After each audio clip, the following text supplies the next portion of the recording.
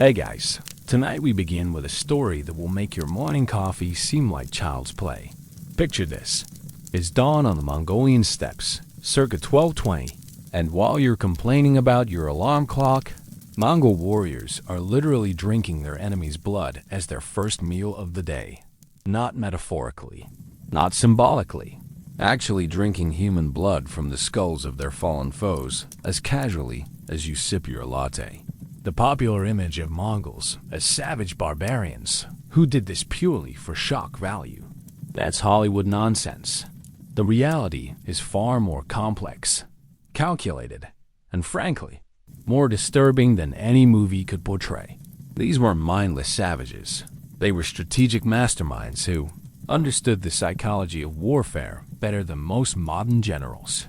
So before you get comfortable, take a moment to like the video and subscribe, but only if you genuinely enjoy what I do here. And let me know in the comments where you're tuning in from and what time it is for you. It's always fascinating to see who's joining us from around the world. Now dim the lights, maybe turn on a fan for that soft background hum. And let's ease into tonight's journey together, exploring one of history's most misunderstood civilizations and their most terrifying breakfast tradition. The Great Steppe and the birth of blood drinkers. You're standing on an endless expanse of grassland that stretches beyond every horizon. The Mongolian steppe in the 12th century isn't just empty space. It's a brutal training ground that forges the hardest people on Earth. The wind cuts through your clothes like a blade, and the temperature swings from scorching heat to bone-numbing cold within hours. This isn't a place where the weak survive, and it certainly isn't a place where normal rules apply. The smell hits you first. Horse sweat, leather, and something metallic you can't quite identify.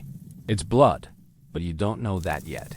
Around you, children who can barely walk are already learning to ride horses. By age 3, they're spending more time in the saddle than on the ground. By 5, they're hunting small game with tiny bows. By 10, they're participating in their first raids. You wouldn't last a week out here. The Mongols call this home. The steppe isn't just geography. It's a philosophy. Everything here is earned through strength, cunning, or both. Food is scarce, enemies are everywhere, and survival depends on your ability to take what you need from others before they take it from you. The Mongol child playing near that felt tent over there, that 4-year-old giggling as he practices shooting arrows, will grow up believing that mercy is weakness and that the only reliable source of security is the complete destruction of your enemies. But here's what most people miss. The blood drinking isn't born from savagery.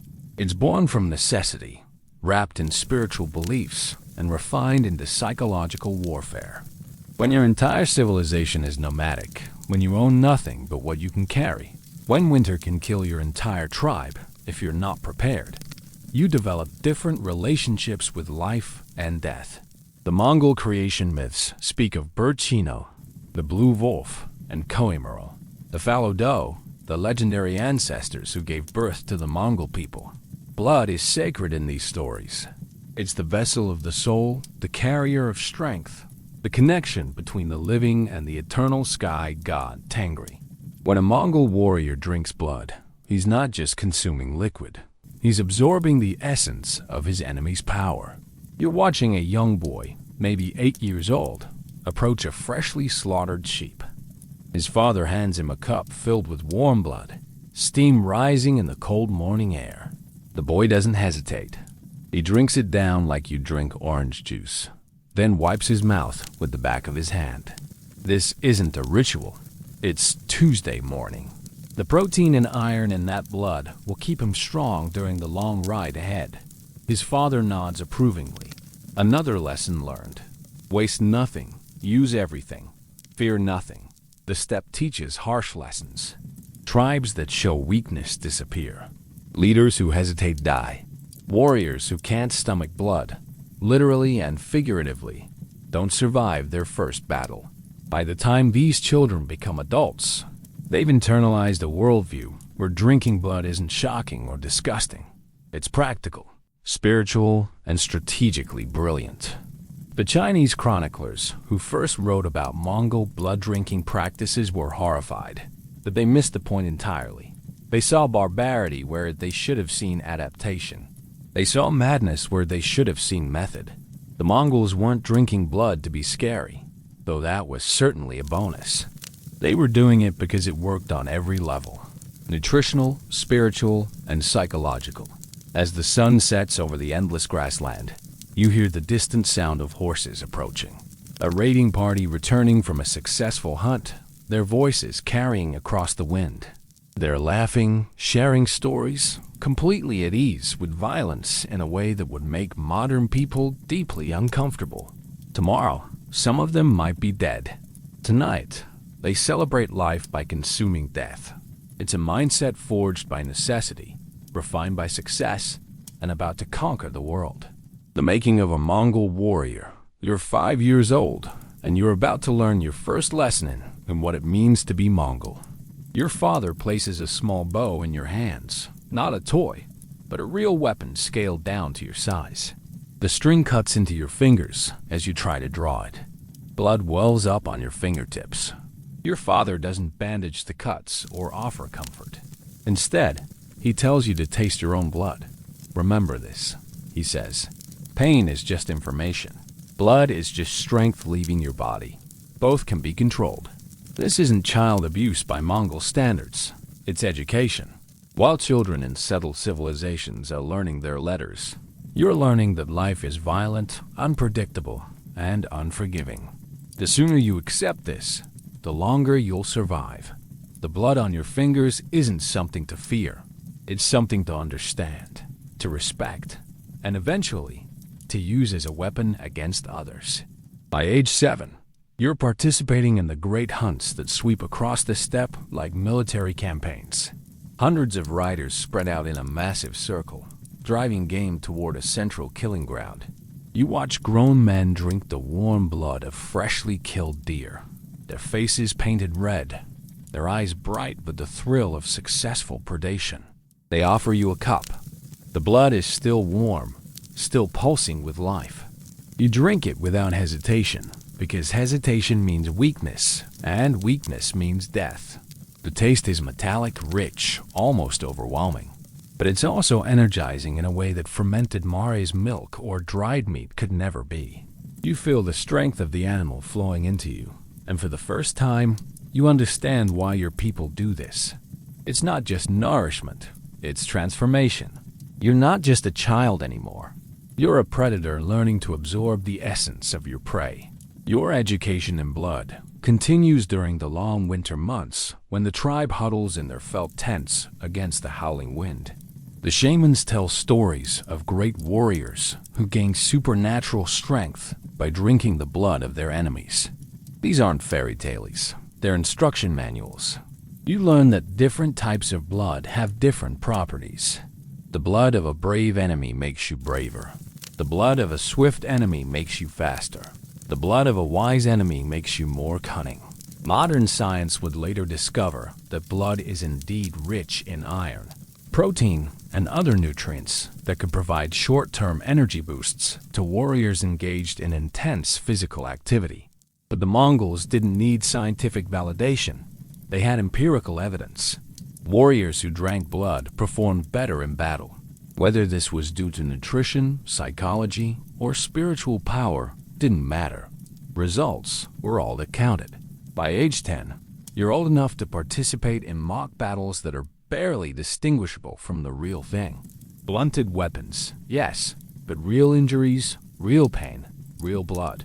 When you take a practice sword to the arm and start bleeding, the older boys gather around, not to help, but to watch how you handle it. Do you panic? Do you cry? Or do you do what a true Mongol would do? You cup the blood in your palm and drink it down, maintaining eye contact with the boy who cut you. The message is clear. You can hurt me, but you can't weaken me. Your pain becomes my strength. Your violence feeds my power. It's psychological warfare at its most primal level, and you're learning to deploy it before you can even read.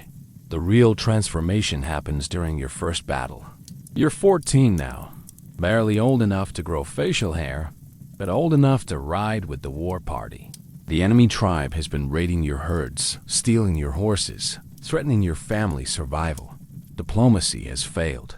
Now comes the lesson that will define the rest of your life. The battle is swift and brutal. Mongol tactics don't emphasize honor or fairness. They emphasize victory. You and your comrades sweep down on the enemy camp like a natural disaster, striking hard and fast before melting away into the steppe. When the dust settles, several enemy warriors lie dead or dying. Your father approaches one of the wounded men, a brave fighter who managed to wound 2 of your own warriors before falling. With ceremonial precision, he cuts the man's throat and catches the spurting blood in a leather cup. He hands you the cup. The blood is still warm, still foaming with the man's last breaths. Every instinct you've developed over 14 years of training kicks in. This isn't murder. It's resource extraction. This isn't cruelty. It's spiritual communion. This isn't savagery. It's sophisticated psychological warfare designed to terrify future enemies, while strengthening your own spiritual and physical power. You drink. The blood tastes different from animal blood, richer, more complex, charged with human emotions and memories. As it flows down your throat, you feel something change inside you. You're no longer just a boy pretending to be a warrior. You're a predator who has tasted human blood and found it good. Your enemies will see this knowledge in your eyes, and they will be afraid. Blood bonds and sacred rituals. You're witnessing something that outsiders would never understand. Something that gets lost in all the historical accounts of Mongol barbarity. It's dawn, and 2 warriors are about to become blood brothers. Not through some Hollywood handshake over a campfire, but through an ancient ritual that makes Christian communion look like a tea party. The 2 men have fought side by side for months, saved each other's lives, shared food when rations were low. Now they want to formalize their bond in the most sacred way their culture recognizes. They slice their palms with ceremonial knives, letting the blood pool in a silver cup that's been blessed by the tribal shaman. But here's where it gets interesting. They don't just mingle their blood. They add the blood of enemies they've defeated together, warriors whose strength they want to honor and absorb. The shaman chants in ancient Mongolian, calling upon Tengri, the eternal blue sky, to witness this pact. The smoke from burning sage mixes with the metallic smell of fresh blood, creating an atmosphere that's both sacred and terrifying. These men aren't just becoming brothers. They're creating a spiritual alliance that binds their souls together across life and death. You watch as they drink the mixture, their eyes locked together, their faces completely serious. This isn't symbolism to them. The blood they're consuming carries the actual essence of the warriors they've defeated, the spiritual strength of the enemies they've overcome. By sharing this blood, they're sharing power, creating a bond that makes them more than the sum of their parts. But blood brotherhood is just one of many rituals that center around the consumption of human blood. During the Great Kurultai, the assemblies where Mongol leaders make decisions about war and peace, captured enemy commanders are sometimes forced to participate in blood-drinking ceremonies, not as punishment, but as a twisted form of honor. The Mongols believe that a brave enemy deserves to have his strength preserved and honored, even in death. You're present when they bring in a captured Chinese general who fought valiantly against overwhelming odds. The man expects torture, expects humiliation, expects death. Instead, he's offered a choice that confuses him completely. He can die honorably and have his blood consumed by Mongol warriors who will carry his courage into future battles. Or he can live in slavery and watch his strength waste away in captivity. The general chooses death, and the Mongols respect this choice. His execution is swift and clean, a single stroke of a ceremonial sword. His blood is caught in ornate cups and distributed among the assembled warriors. They don't drink it with savage glee or barbaric enthusiasm. They drink it solemnly, respectfully, acknowledging the man's courage while absorbing his power into their own bodies. This is where Western historians consistently get it wrong.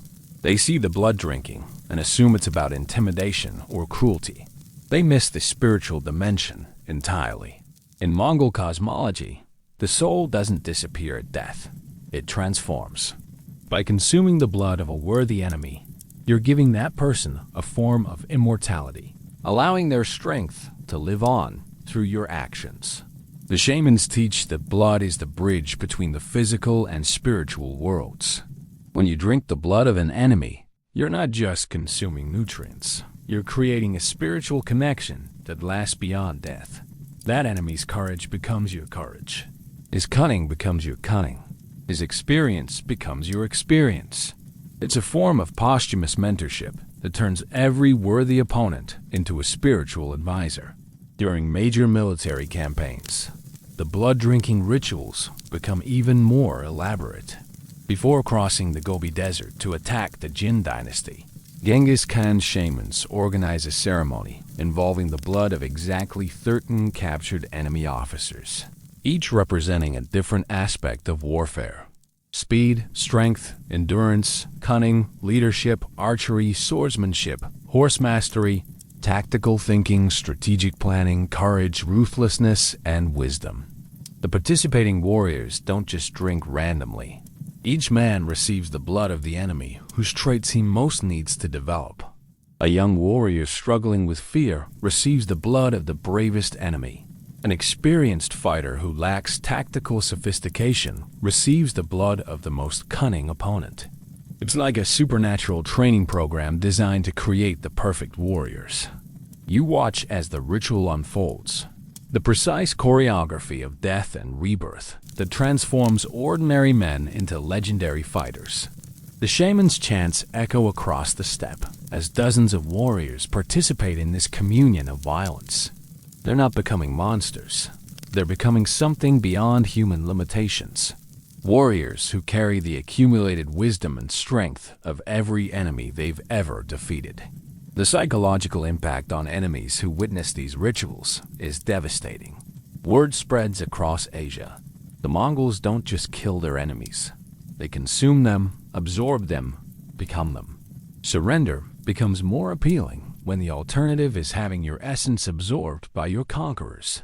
Terror becomes a weapon as effective as any sword or bow. But perhaps the most profound aspect of these blood rituals is how they transform the Mongols themselves. By consuming their enemies, they become repositories of human experience and knowledge. Every battle teaches them something new. Every defeated warrior adds to their collective wisdom. They're not just conquering territories. They're absorbing civilizations, one drop of blood at a time. The science behind blood drinking. You're about to discover that the Mongols accidentally stumbled onto some fascinating biochemistry, centuries before anyone understood what vitamins or proteins actually were. While medieval Europeans were dying of scurvy and malnutrition, Mongol warriors were maintaining peak physical condition on a diet that would horrify modern nutritionists, and for reasons that would fascinate modern biochemists. Human blood is essentially liquid nutrition. A single cup contains roughly 40 grams of protein, massive doses of iron, significant amounts of sodium, and trace elements that are crucial for maintaining energy during extended physical exertion. When you're a warrior who spends 12 hours a day in the saddle, fighting battles that require explosive bursts of strength and endurance, that nutritional profile becomes incredibly valuable. But here's where it gets interesting from a medical perspective. The iron in blood isn't just iron. It's heme iron, the same type found in red meat, which the human body absorbs far more efficiently than the non-heme iron found in vegetables. A Mongol warrior drinking blood was getting an iron boost that could prevent anemia and maintain energy levels better than almost any other available food source. You're watching a raiding party that's been riding hard for 3 days with minimal food. They're exhausted, dehydrated, and running on empty. Then they defeat a small group of enemy scouts. Within minutes, they're drinking fresh blood and visibly revitalizing. This isn't psychology or placebo effect. It's biochemistry. The proteins provide quick energy. The sodium helps maintain hydration, and the iron prevents the kind of fatigue that could be fatal in combat situations. Modern sports scientists would recognize what's happening here, even if they'd be horrified by the source. Blood drinking provides many of the same benefits as modern energy drinks and protein supplements, but in a form that the human digestive system can process incredibly quickly. The Mongols discovered through trial and error what we now understand through laboratory analysis. Liquid nutrition can provide rapid energy restoration in ways that solid food cannot. The psychological effects are equally fascinating from a neurological standpoint. When you consume blood in a ritual context, your brain releases powerful combinations of neurotransmitters. The act of overcoming natural disgust triggers endorphin production. The group bonding aspect releases oxytocin. The sense of power and dominance floods your system with testosterone and adrenaline. You're not just feeding your body, you're chemically altering your brain state to become more aggressive, more confident, and more bonded to your fellow warriors. But there's an even more disturbing scientific reality that the Mongols understood intuitively. Blood drinking can become psychologically addictive.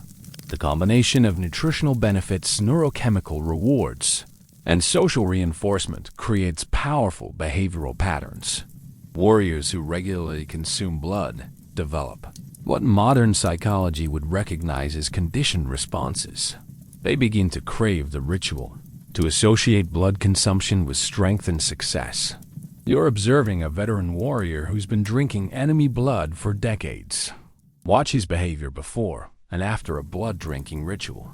Before, he's competent, but essentially normal. After, his posture changes. His eye contact becomes more intense. His movements become more fluid and confident. The transformation isn't supernatural, it's neurochemical. The ritual has triggered a cascade of brain chemistry changes that make him genuinely more effective in combat. The timing of blood consumption also reveals sophisticated understanding of human metabolism. Mongol warriors typically drink blood immediately after battle, when their bodies are primed for rapid nutrient absorption. The elevated heart rate and open capillaries from combat create optimal conditions for processing the proteins and minerals in blood. They're essentially practicing precision nutrition without understanding the underlying science. There's also the matter of what modern medicine calls psychological immunity. By regularly exposing themselves to blood, violence, and death, Mongol warriors were systematically desensitizing themselves to the psychological trauma that typically accompanies warfare. They weren't becoming emotionless.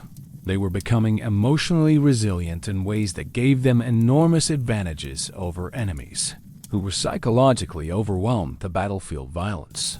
The Mongols also understood something that modern military psychologists have rediscovered. Shared extreme experiences create incredibly strong group bonds. Warriors who drink blood together, who participate in these intense rituals together, develop loyalty and cohesion that's almost impossible to break. The blood drinking wasn't just about individual strength. It was about creating unbreakable military units. From a medical perspective, there were risks the Mongols probably didn't fully understand. Blood-borne pathogens, the possibility of consuming too much iron, the psychological dangers of conditioning warriors to associate violence with reward. But in their context, these risks were outweighed by the immediate survival benefits. When your choice is between possible future health problems and certain immediate death in battle, the calculation becomes simple. Perhaps most remarkably, the Mongols developed sophisticated techniques for maximizing the benefits while minimizing the risks. They understood which enemies were most likely to carry disease. They avoided drinking blood from obviously sick opponents.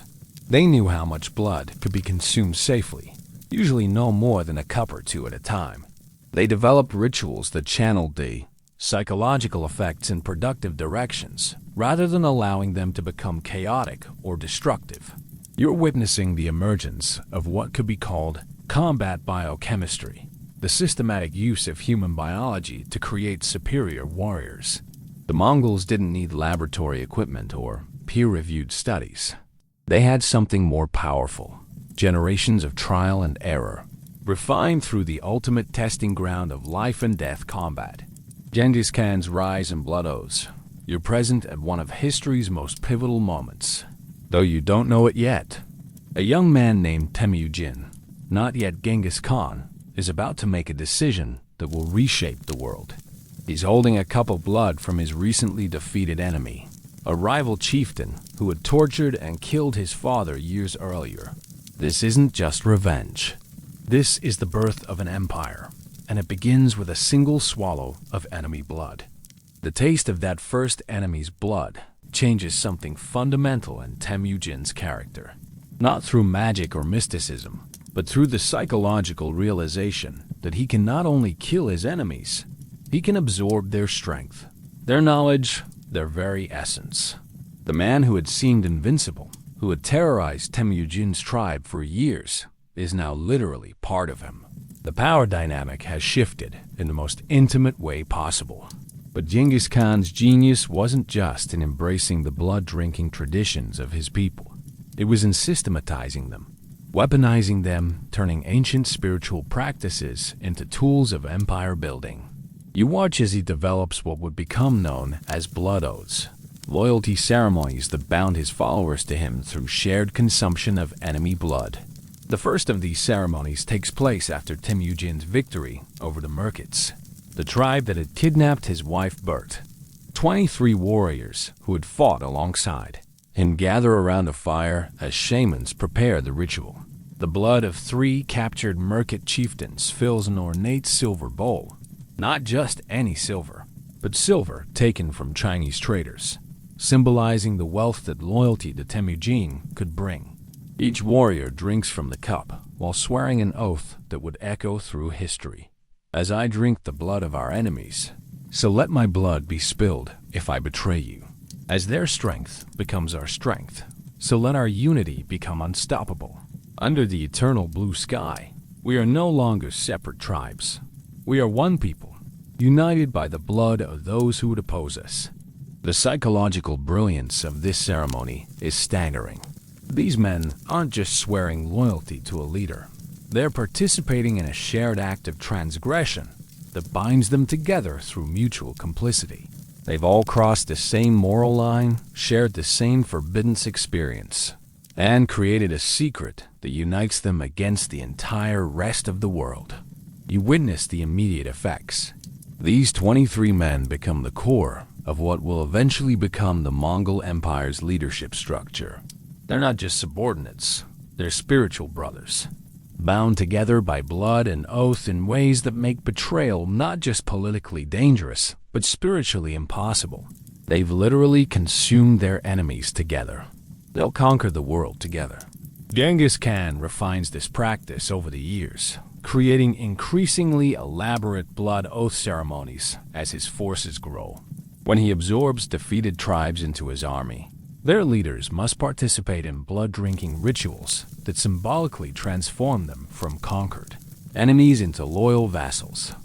It's psychological warfare at its most sophisticated, turning defeat into integration, resistance into loyalty.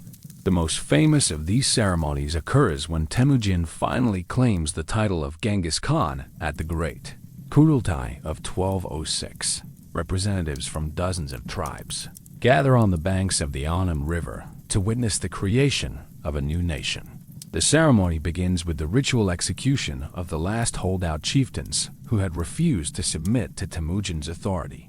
Their blood fills a massive cauldron that has been specially forged for this occasion, a vessel so large that it requires 4 men to lift it.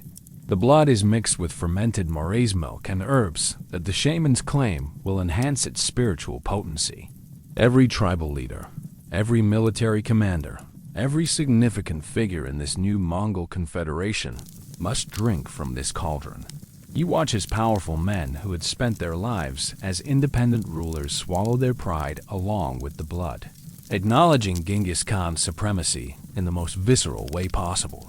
They're not just accepting political defeat. They're participating in the spiritual creation of a new civilization. The blood they consume carries the essence of the old order's resistance. By drinking it, they're symbolically ending that resistance forever. But Genghis Khan's most brilliant innovation is the way he uses blood oaths to bind his generals to specific military objectives. Before major campaigns, key commanders participate in blood-drinking ceremonies that are tied to particular strategic goals. The blood they consume isn't random. It comes from enemies associated with their targets. A general assigned to conquer the Western Shah drinks the blood of captured Tangut warriors. A commander tasked with subduing the Khwarezmid Empire consumes the blood of captured Muslim soldiers. This creates a form of spiritual contract that goes beyond normal military orders. These generals aren't just following commands. They're fulfilling blood oaths that bind their souls to specific conquests. Failure becomes not just military defeat, but spiritual betrayal of the most fundamental kind. The psychological impact on Genghis Khan himself is equally profound. With each blood oath ceremony, with each ritual consumption of enemy blood, he's not just gaining followers. He's absorbing the accumulated wisdom and experience of every leader he defeats. The shy young man, who had once hidden from enemies, is transforming into something that transcends normal human limitations. You witness this transformation during the siege of Zhengdu, when Genghis Khan personally drinks the blood of a Jin dynasty general who had orchestrated several devastating defeats of Mongol forces. The ritual takes place at dawn, with the burning city as a backdrop. As he drinks, something changes in his eyes, a cold calculation that wasn't there before, a strategic insight that seems to come from beyond his own experience. From that moment forward, his military decisions become uncannily precise, as if he possesses supernatural knowledge of his enemy's weaknesses and strengths. His followers begin to believe that he really is absorbing the wisdom of his defeated opponents, that the blood-drinking rituals are genuinely transferring knowledge and power from the conquered to the conqueror. Whether this transformation is psychological, spiritual, or simply the result of increased confidence matters less than its effects. Genghis Khan becomes genuinely superhuman in the eyes of both his followers and his enemies. A man who has consumed so much enemy blood that he has transcended normal human limitations and become something approaching a god of war. Battlefield rituals and terror tactics, you're crouched behind a small hill, watching something that will haunt your nightmares for years to come. It's the morning after a major battle, and the Mongol victory has been absolute. What you're witnessing isn't just the aftermath of warfare. It's the systematic implementation of psychological terror, designed to break the will of future enemies before they even consider resistance. The battlefield is strewn with the dead and dying from both sides, but the Mongols aren't simply looting and leaving. They're conducting elaborate rituals that transform military victory into spiritual theater. Captured enemy officers are arranged in a precise line, their hands bound behind their backs, their faces painted with their own blood in patterns that have religious significance you don't understand. A Mongol shaman approaches the first prisoner, a brave captain who had fought valiantly before being overwhelmed. The execution is swift, a single stroke of a ceremonial sword across the throat. But what happens next transcends normal military execution and enters the realm of spiritual ceremony. The spurting blood is caught in ornate cups, and Mongol warriors queue up to receive their portions. You watch in fascination and horror as each warrior drinks his portion slowly, deliberately, maintaining eye contact with the remaining prisoners. This isn't random barbarism. It's carefully choreographed psychological warfare. The surviving captives are being forced to watch their comrades transformed into literal sustenance for their enemies. The message is clear and terrifying. Resistance doesn't just lead to death. It leads to consumption, to spiritual absorption by your conquerors. The ritual continues with the second prisoner, then the third, each execution performed with the same ceremonial precision. The Mongols don't display wild bloodlust or savage excitement. Their faces remain calm, almost meditative, as if they're participating in a religious service rather than mass execution. This controlled demeanor makes the proceedings infinitely more terrifying than chaotic violence would be. But the real psychological masterstroke comes next. The surviving prisoners, carefully selected for their intelligence and status within their army, are released. Not ransomed, not traded, but simply freed to return to their own forces. They'll carry with them the memory of what they've witnessed, spreading stories that will do more damage to enemy morale than a dozen military defeats. You follow one of these released prisoners as he stumbles back toward his own lines, his mind reeling from what he's experienced. He's not just carrying news of military defeat. He's carrying proof that the Mongols exist in a different moral universe, one where the normal rules of warfare have been suspended in favor of something far more terrifying. The blood-drinking rituals serve multiple, tactical purposes that reveal the sophisticated strategic thinking behind Mongol warfare. First, they provide genuine nutritional benefits to warriors who may have been fighting for days with minimal food. Second, they create powerful psychological bonding among Mongol forces, uniting them through shared transgression. Third, they generate terror that spreads far beyond the immediate battlefield. You observe how different types of battles produce different ritual variations. After defeating a particularly brave enemy force, the blood-drinking ceremony becomes a form of honor. The Mongols are acknowledging their opponent's courage while absorbing it into their own spiritual essence. After crushing a group of raiders or bandits, the ritual becomes purely intimidating, a demonstration of what happens to those who challenge Mongol authority. The most elaborate battlefield rituals occur after victories over civilized armies, Chinese, Persian, or European forces that represent the kind of settled societies the Mongols view as soft and corrupt. These ceremonies last for hours, involving not just blood drinking but the systematic destruction of enemy symbols, the burning of captured banners, and the ritual defiling of enemy religious artifacts. During the siege of Kiev, you witness the ultimate expression of Mongol battlefield psychology. After breaching the city's defenses, the Mongols don't simply massacre the population or loot the treasures. Instead, they organize a massive blood-drinking ceremony involving the captured nobility, the city's religious leaders, and its military commanders. The ritual takes place in the city's main cathedral, with Orthodox icons looking down on proceedings that would make the Vikings seem civilized by comparison. Dozens of prominent citizens are executed in precise order, their blood collected in the church's own communion cups.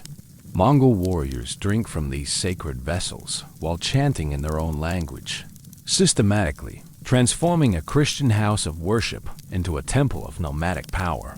The surviving population is forced to witness this ceremony, watching their leaders literally consumed by their conquerors. The psychological impact is devastating. These people aren't just politically defeated, they're spiritually conquered. Their religious symbols have been perverted. Their social hierarchy has been consumed. Their entire worldview has been shattered by the demonstration that their enemies exist beyond normal moral constraints. But perhaps the most chilling aspect of these battlefield rituals is their clinical precision. You realize that the Mongols have systematized terror, turning psychological warfare into a science. Every aspect of the blood-drinking ceremonies has been calculated for maximum impact. The timing, the selection of victims, the involvement of religious symbols, the controlled demeanor of the perpetrators. The terror spreads like wildfire. Cities begin surrendering without siege rather than risk subjugation to enemies who might literally consume their leadership. Armies abandon defensive positions when scouts report approaching Mongol forces. The blood-drinking rituals become a weapon more effective than any siege engine or cavalry charge. They destroy enemy will to resist before battles even begin. You watch as news of these battlefield rituals reaches distant lands, carried by traders, refugees, and diplomatic envoys. The stories grow in the telling, becoming legends of supernatural horror that make the Mongols seem less like human enemies and more like demons from nightmare. This reputation precedes their armies, clearing paths of resistance and turning military campaigns into diplomatic triumphs. The genius of this system becomes apparent when you realize its ultimate efficiency. The Mongols discovered that it's easier to terrify enemies into submission than to defeat them through conventional warfare. Blood-drinking rituals require minimal resources but produce maximum psychological impact. They transform every military victory into a propaganda weapon that weakens future opponents. The Mongol Empire's expansion and blood diplomacy. You're standing in the court of the Jin Dynasty Emperor, watching a scene that perfectly encapsulates the Mongol approach to international relations. A Mongol ambassador, if you can call him that, has just presented the emperor with a gift that's causing panic among the Chinese courtiers. It's not gold or silk or precious stones. It's a cup made from the skull of a Chinese general who had defeated Mongol forces the previous year, filled with blood from that same general's soldiers. The message is clear and terrifying. We don't just defeat our enemies, we consume them. We don't just win battles, we absorb the essence of those who oppose us. Your general's strength now flows in our warriors' veins. Your soldiers' courage now feeds our power. Submit now, or join them in our spiritual arsenal. This isn't crude barbarity. It's sophisticated psychological warfare deployed on a diplomatic scale. The Mongols understand that conquest is as much about breaking wills as breaking armies. The blood-drinking rituals that began as steppe traditions have evolved into tools of international statecraft, designed to convince entire civilizations that resistance is not just futile, but spiritually dangerous. You observe how this blood diplomacy operates across different cultures and contexts. When dealing with the Islamic Khwarezmid Empire, Mongol envoys present chalices filled with the blood of captured Muslim warriors, mixed with wine in deliberate violation of Islamic law. The message transcends military threat. It's a direct assault on religious and cultural identity, designed to prove that Mongol power exists beyond the reach of normal moral or spiritual constraints. The psychological sophistication becomes even more apparent when you witness Mongol negotiations with European kingdoms. Christian rulers receive communion cups filled with blood from defeated Christian knights, forcing them to confront the possibility that their enemies possess power that transcends conventional religious protection. The symbolism is devastating. The Mongols are using Christianity's own sacred symbols to demonstrate their superiority over Christian civilization. But the real genius of blood diplomacy lies in its adaptability. You watch as Mongol representatives modify their approach based on their audience's specific cultural vulnerabilities. Taoist Chinese officials receive blood mixed with cinnabar, perverting their alchemical traditions. Hindu rulers are presented with blood offerings that deliberately violate concepts of ritual purity. Buddhist leaders face blood rituals that mock their commitment to nonviolence. Each presentation is carefully calculated to maximize psychological impact while demonstrating that Mongol power transcends local religious or philosophical systems. The blood isn't just a threat. It's proof that normal rules don't apply to Mongol warfare, that conventional diplomatic calculations are meaningless when dealing with enemies who exist outside traditional moral frameworks. You witness the results during the Mongol conquest of Khwarezmia, where blood diplomacy proves more effective than siege warfare. As news spreads of the ritualistic consumption of captured defenders, city after city surrenders without fighting. The psychological terror generated by blood-drinking ceremonies accomplishes what months of military campaigning might not achieve: the complete collapse of enemy will to resist. The most remarkable example occurs during the siege of Merv, one of the world's largest cities at the time. The Mongol commanders don't immediately assault the city's formidable defenses. Instead, they conduct massive blood-drinking ceremonies visible from the city walls, using the blood of captured soldiers from nearby towns. The ritual continues for 3 days, with thousands of Mongol warriors participating in ceremonies that seem designed as much for psychological warfare as spiritual empowerment. The defenders of Merv, already demoralized by news of Mongol victories elsewhere, are forced to watch their enemies literally consume the essence of defeated comrades. The sight of disciplined warriors calmly drinking human blood while maintaining perfect military order creates a form of terror that transcends normal battlefield fear. These aren't wild barbarians who might be reasoned with or bought off. There's something fundamentally alien to civilized warfare. By the third day, the city's leadership is negotiating surrender. The blood diplomacy has accomplished what conventional siege warfare might have taken months to achieve, and with minimal Mongol casualties. The psychological victory is complete. Merv surrenders not because its defenses have been breached, but because its will to resist has been shattered by the demonstration of enemy power that exists beyond normal human constraints. You observe similar patterns across the expanding Mongol Empire. In each new territory, blood diplomacy adapts to local conditions while maintaining its core message. We are beyond your understanding, beyond your rules, beyond your ability to resist. The blood-drinking rituals become a form of cultural warfare designed to convince entire populations that normal moral categories don't apply to Mongol conquest. The long-term strategic benefits become apparent as the empire consolidates its gains.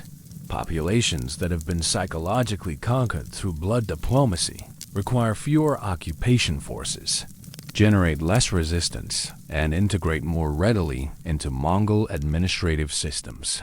The terror generated by blood-drinking rituals creates a form of psychological submission that makes military control more efficient and less costly.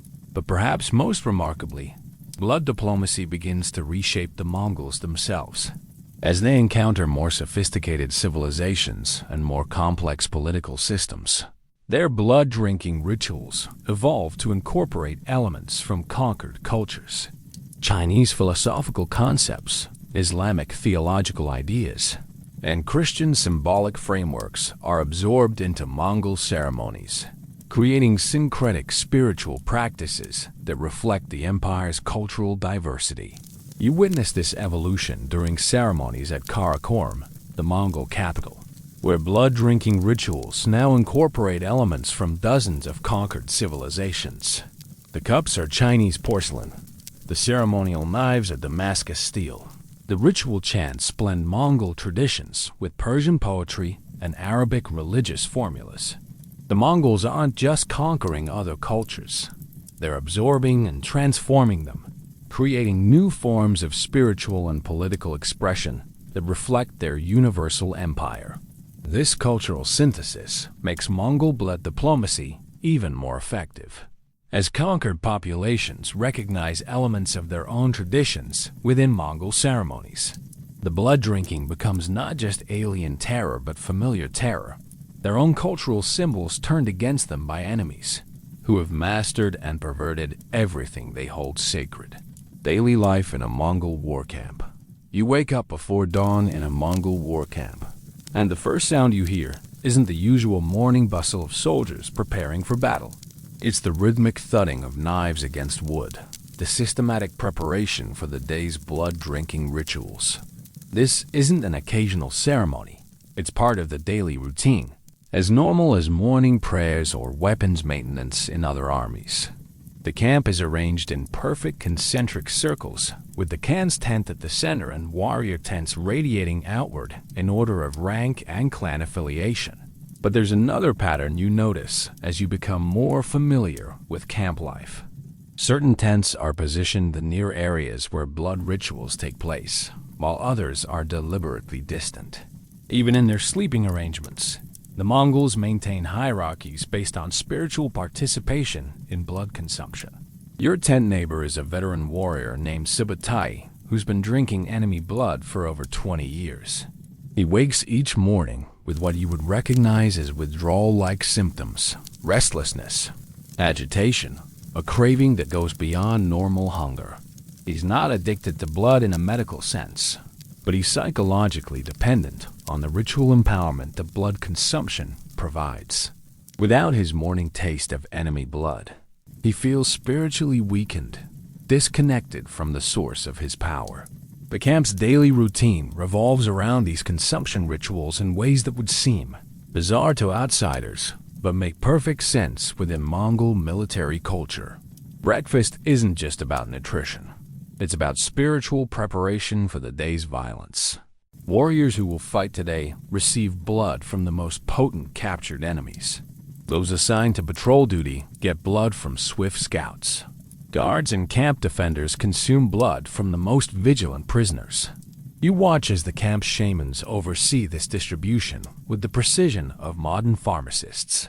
Different types of blood are stored in separate containers, labeled with symbols indicating their sources and supposed properties. The blood of a brave enemy is kept distinct from that of a cunning one. The blood of young warriors is separated from that of experienced veterans. Each warrior receives a custom mixture designed to enhance the specific qualities he'll need for his assigned duties. The preparation process is elaborate and time-consuming. Captured blood must be kept at the right temperature, mixed with specific herbs and fermented maize milk, and blessed through appropriate ceremonies. You observe camp followers, usually women from conquered territories, whose primary job is maintaining the blood supply, ensuring it remains fresh and potent.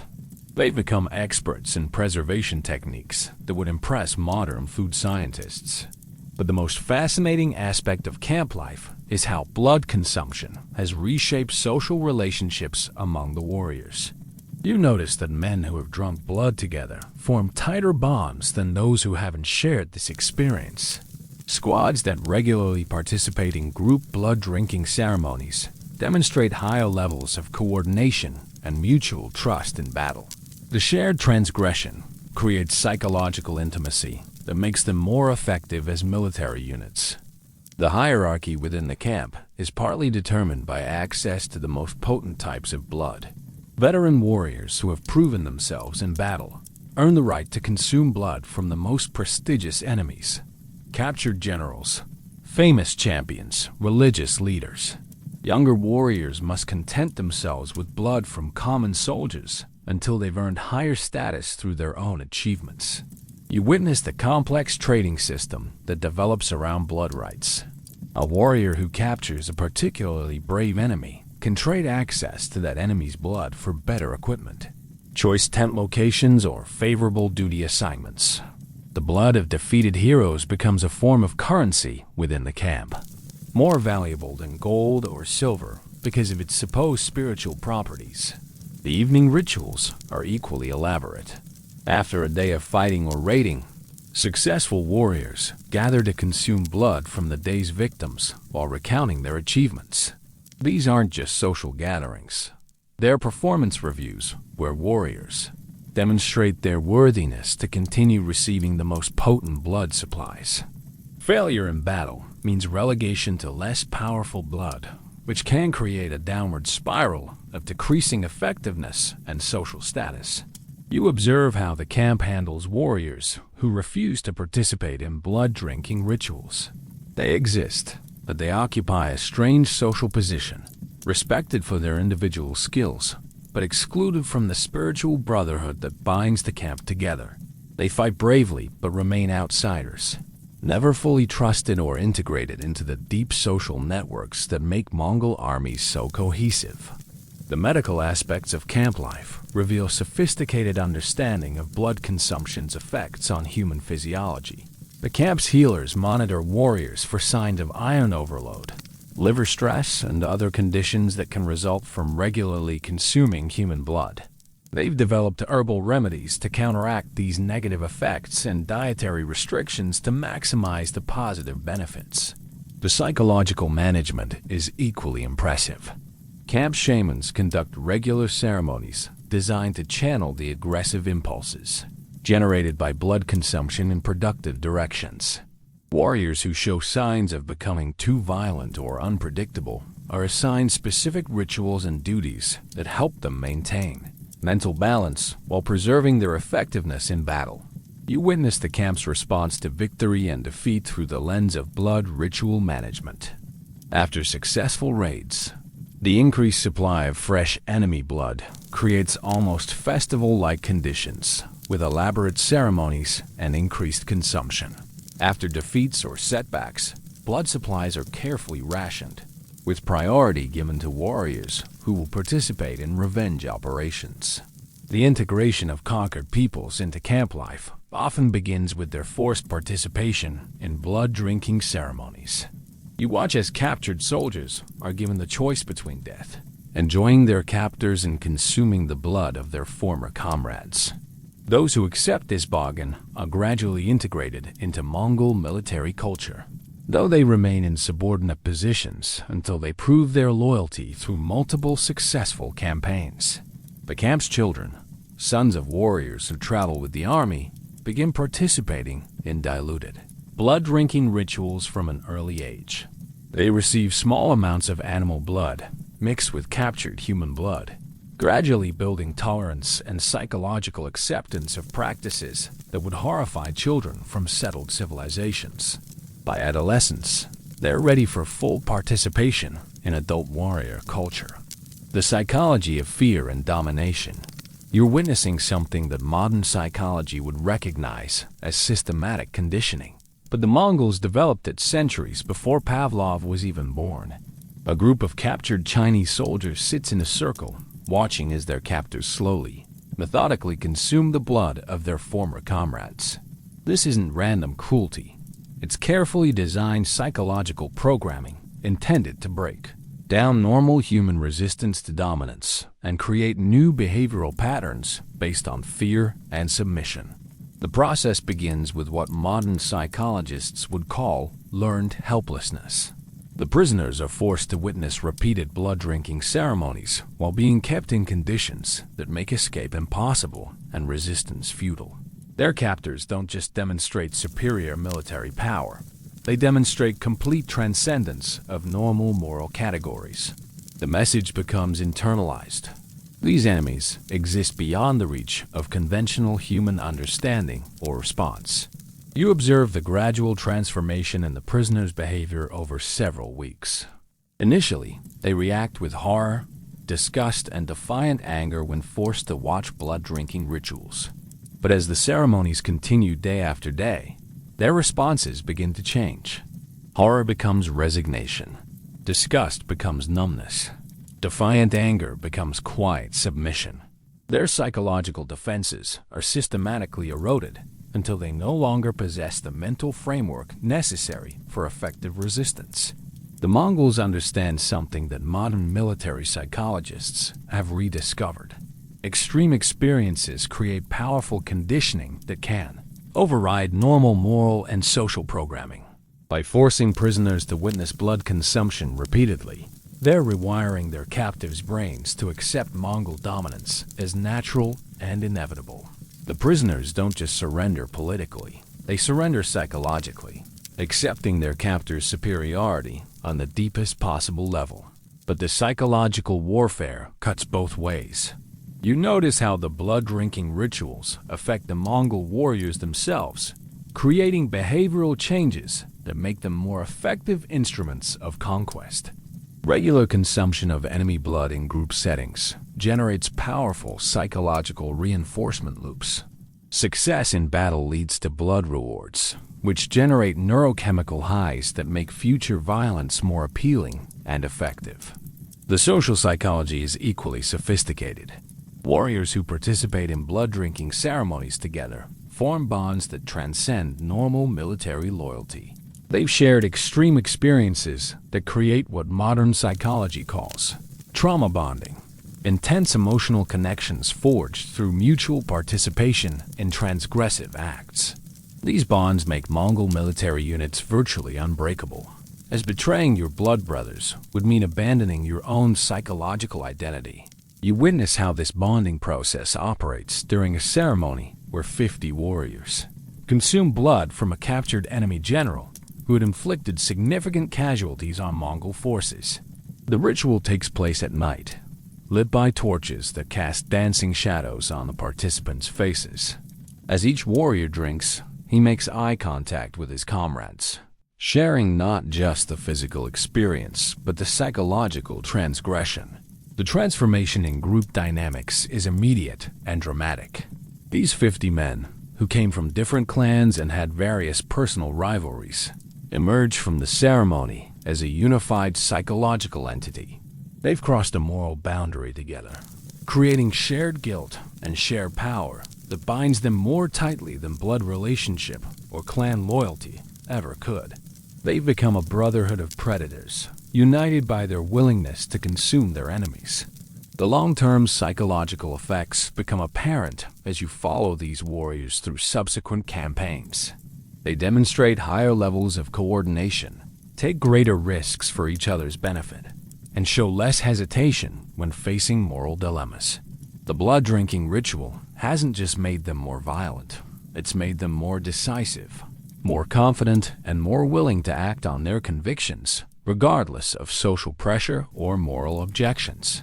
But perhaps the most disturbing aspect of Mongol psychological warfare is how it transforms the concept of death itself. In most cultures, death is the ultimate threat, the final sanction that enforces social order and moral behavior. The Mongols turned this assumption on its head by demonstrating that death isn't an ending.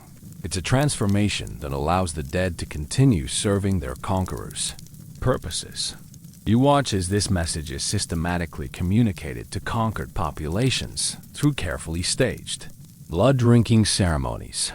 Local leaders aren't just executed, they're consumed, their essence absorbed into the spiritual arsenal of their conquerors. The demonstration makes death seem less like escape and more like continued servitude under different terms. Even in death, you can't escape Mongol domination. The psychological impact on civilian populations is devastating and long-lasting.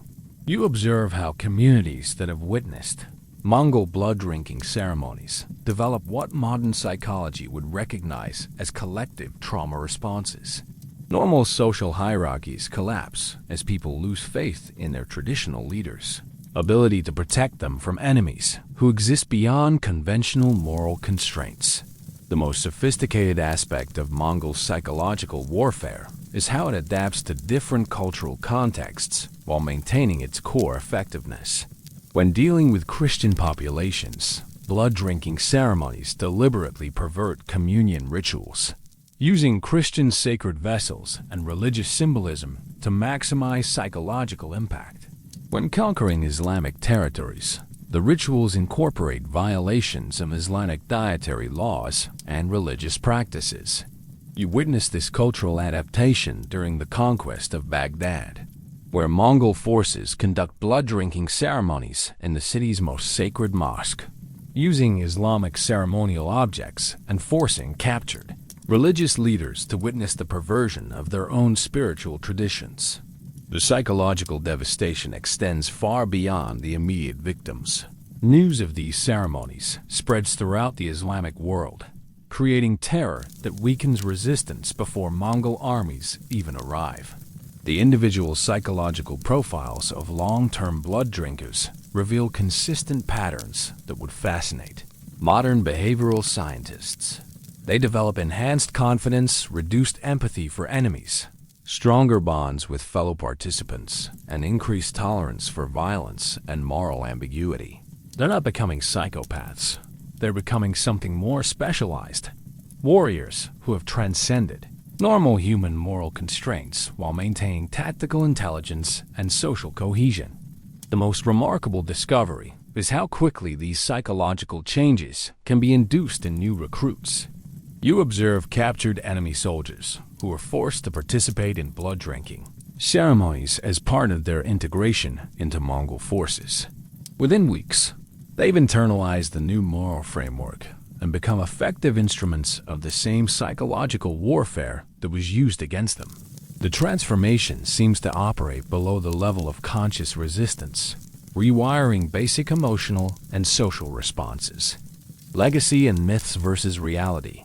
You're standing in a modern university classroom, listening to a professor explain Mongol warfare to students who think they understand history because they've seen a few Hollywood movies. The professor mentions blood drinking in passing, dismissing it as barbaric superstition that has been exaggerated by hostile sources. You want to laugh, but you can't, because you know the truth is far more complex and disturbing than this academic sanitization suggests. The myths surrounding Mongol blood-drinking practices reveal more about the people who created them than about the Mongols themselves. Chinese chroniclers, horrified by customs that challenged their civilizational superiority, described the Mongols as demon-possessed savages who drank blood for pure sadistic pleasure.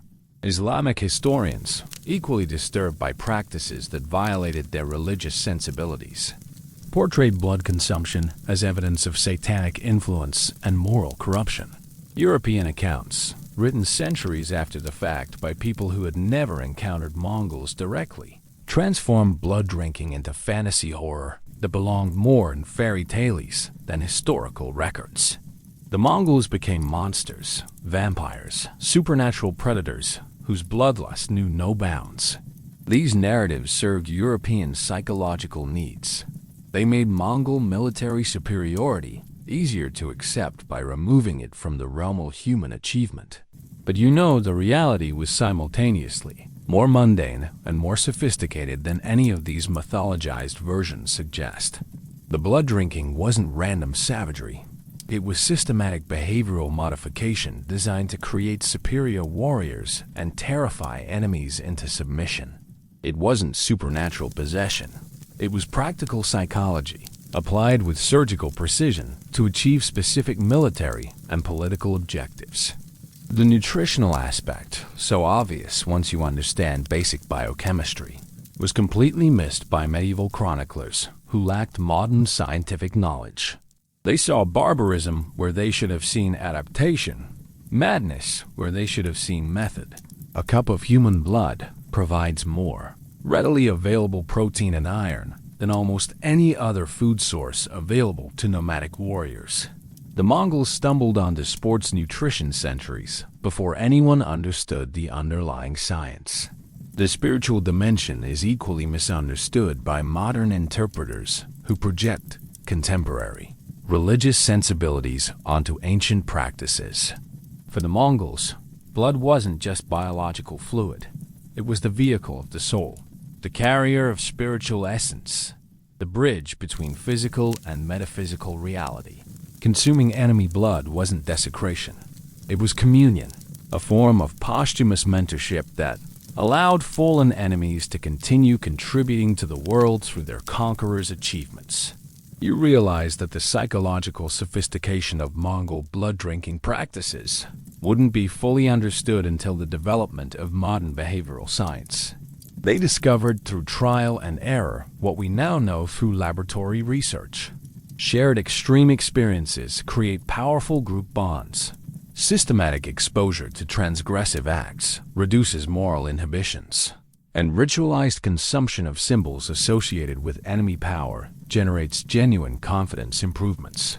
The terror tactics were equally advanced, demonstrating understanding of crowd psychology and information warfare that wouldn't be formally theorized for centuries. The Mongols realized that defeating an enemy army was less efficient than convincing that army's entire civilization that resistance was futile. Blood-drinking ceremonies served as psychological weapons that could demoralize entire populations without requiring actual military confrontation. But perhaps the most remarkable aspect of Mongol blood-drinking practices was their adaptability across different cultural contexts. Rather than imposing a single rigid ritual, they modified their ceremonies to maximize psychological impact on specific audiences. Christian communion vessels filled with blood, Islamic ceremonial objects perverted for blood rituals, Chinese philosophical concepts twisted into justifications for consumption. Each approach was precisely calibrated to destroy particular cultural assumptions about moral order and spiritual protection. The long-term historical impact extends far beyond the Mongol Empire itself. The terror generated by blood-drinking practices created psychological trauma that lasted for generations, influencing everything from military tactics to diplomatic protocols across Eurasia. The The mere possibility that enemies might literally consume their victims changed how wars were fought and how peace was negotiated for centuries after the Mongols disappeared from the historical stage. Modern attempts to understand Mongol blood-drinking practices face the challenge of reconciling objective historical analysis with contemporary moral sensibilities. Academic historians tend to minimize or rationalize the practices, uncomfortable with acknowledging the effectiveness of techniques that violate modern ethical standards.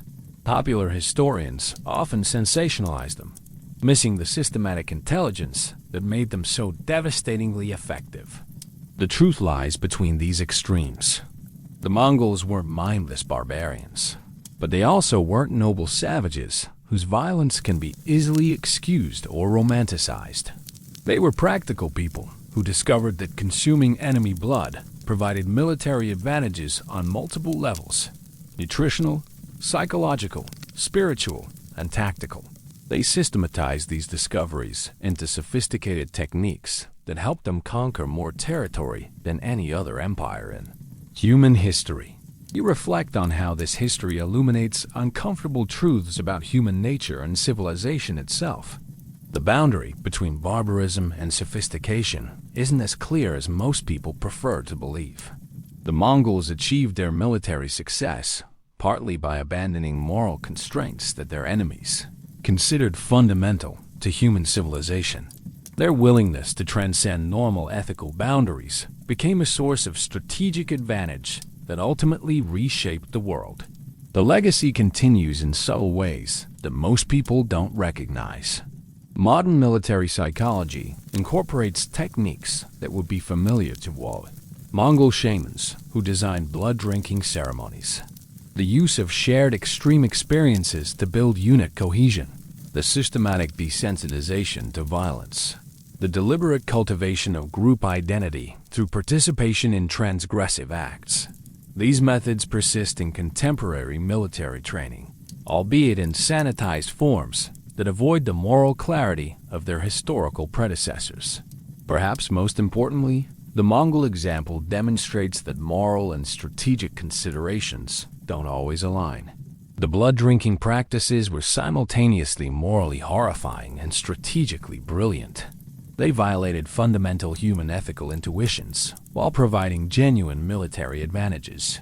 This tension challenges comfortable assumptions about the relationship between goodness and effectiveness, between civilization and success. You close your eyes and imagine what those Mongol warriors would think of the modern world, with its sanitized violence and technological distance from the consequences of conflict. Would they be impressed by our precision-guided weapons and satellite surveillance? Or would they see weakness in our reluctance to directly confront the human cost of warfare, our preference for clean technological solutions over the messy intimacy of personal combat? The blood-drinking rituals force participants to acknowledge violence as fundamentally personal, transformative, and spiritually significant. Modern warfare often becomes abstract, bureaucratic, divorced from the human realities of death and conquest. Perhaps the Mongols, for all their brutality, understood something about the nature of conflict that our more civilized approaches have forgotten. In the end, the real legacy of Mongol blood-drinking practices isn't the specific techniques they employed, but the demonstration that human beings are capable of systematically transcending their own moral intuitions when strategic necessity demands it. They proved that civilization is more fragile and adaptable than we like to admit, that the boundary between acceptable and unthinkable can be crossed when survival requires it. Their empire is gone, their specific practices abandoned, but the questions they raised about human nature, moral flexibility, and the relationship between effectiveness and ethics remain as relevant today as they were 8 centuries ago. The blood has long since dried, but the lessons it taught continue to flow through the hidden currents of human history. Closing. As the first light of dawn creeps across the modern world, you find yourself changed by this journey into darkness.